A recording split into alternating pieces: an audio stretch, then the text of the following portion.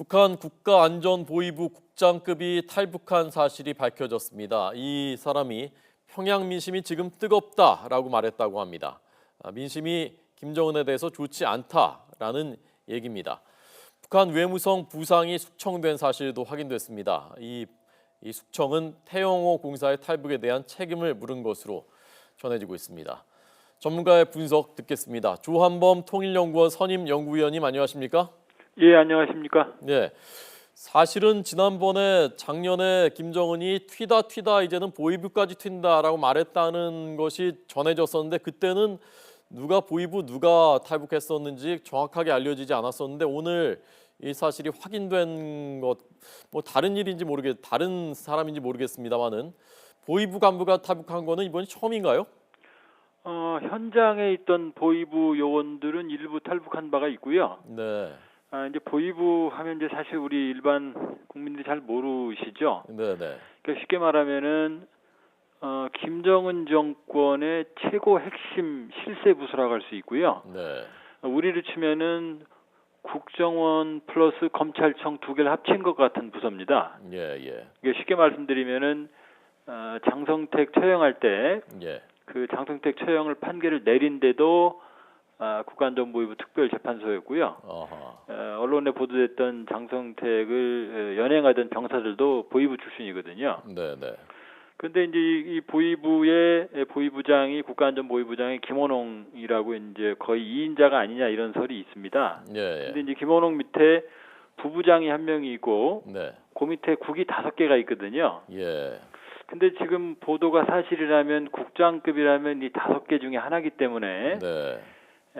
주로 이제 이 국가안전보위부는 군인들이 많이 고위직을 차지하는데 보도가 사실이라면 국가안전부 5인방 중에 하나고 장성급이 틀림없을 것 같습니다. 그렇기 때문에 이 정도면은 물론 이제 지난번에 정찰청국 우리로 치면 뭐 이제 대북 전담 부서인데요. 네. 여기에 대령급 정도가 탈북했다는 설이 이제 확인이 됐었죠. 네. 근데 이번의 경우에는 뭐 훨씬 더 고위층이라고 볼 수 있고요. 저 정도면은 김정은 정권의 숙청 과정, 그다음에 김정은 정권의 안정성, 그다음에 주민 불만 이런 모든 정보를 가질 수가 있죠. 그렇기 때문에 최근에 대통령께서 여러 가지 북한 발언을 한 배경에 아마 상당한 데이터를 제공했을 수 있다고 보고 있습니다. 그러니까 저는 국정원에 우리로 치면 국정원 국장급 정도인 줄 알았더니 그게 아니라 우리 국정원에 국정원장 있고 그 밑에 차장 3명 있고 그 정도니까 국정원 거의 차장급에 든다고 볼 수 있는 정도의 인물이군요. 예, 이제 뭐 정확하게 뭐 아직 그 내용이 안 나왔습니다. 아마 보도만 본다고 그러면요. 예. 우리를 치면은 뭐 국정원 차장급에 해당할 수도 있습니다.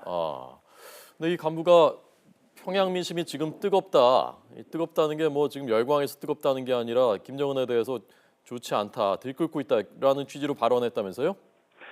예, 아마 그거는 사실인 것 같고요. 왜냐하면은 이제 지난해 탈북을 했기 때문에 지금은 아니겠죠, 민심은. 네. 그렇게 본다 그러면 지난해까지만 하더라도 이제 엘리트층에 대한 집중적인 숙청이 한 2014년 뭐 지금도 되고 있습니다만은 지난해 경우에는 이제 일반 주민에까지 공개 채용이 급증하는 상황에 직면한 때거든요.